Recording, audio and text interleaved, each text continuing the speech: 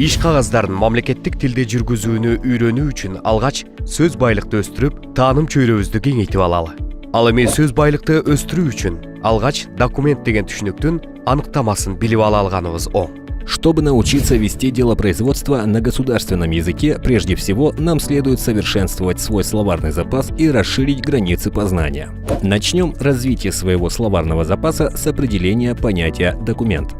Өткөн экинчи сабакта Документ түшүнүгү менен таанышканбыз. Анда 90-жылдардан бери документ түшүнүгүн тар, кең жана өтө кең маанилери бар экени тууралуу айтканбыз. Документ түшүнүгүнүн өтө кеңири мааниси аны пайдаланууда бир топ көйгөйлөрдү жараткан.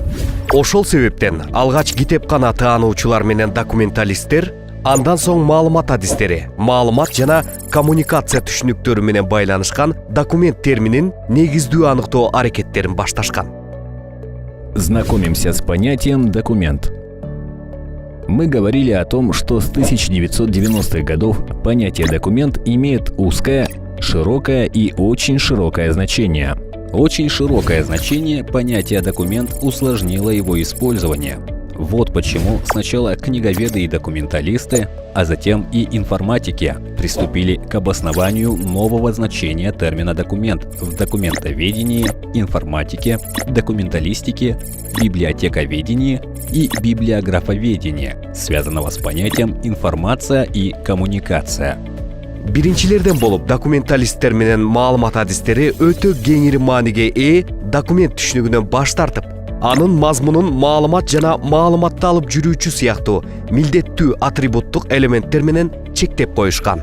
Документалисты и информатики первыми отказались от самого широкого значения понятия «документ», ограничив его содержание такими обязательными атрибутивными элементами, как наличие информации и материального носителя.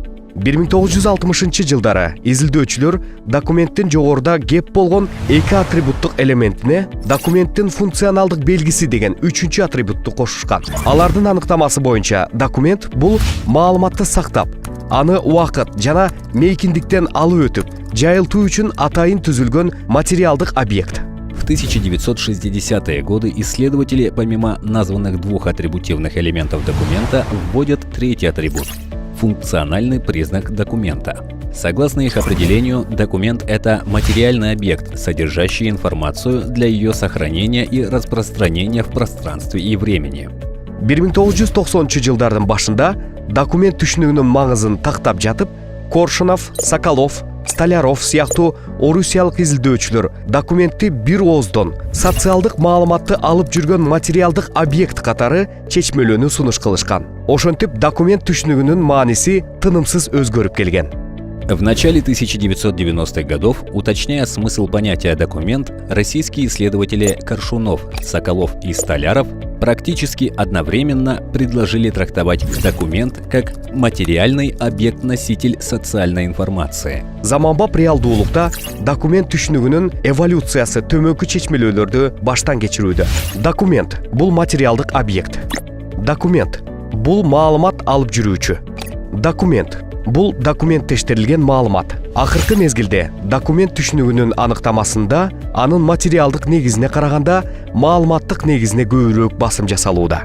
Документ түшүнүгүн колдонгон сайын теориялык жана практикалык маселелерди чечүү үчүн ага кандай маани ыйгарылып жатканын тактоо зарыл. В современных реалиях эволюции понятие «документ» имеет следующие расшифровки. Первое. Документ – это материальный объект. Второе. Документ – это носитель информации. Третье. Документ – это документированная информация. Четвертое. В последнее время происходит перенос смысловой нагрузки в определении понятия «документ» с материальной составляющей на информационную. Оперируя понятием «документ», необходимо всякий раз уточнять, какое именно значение в него вкладывается для решения теоретических или практических задач.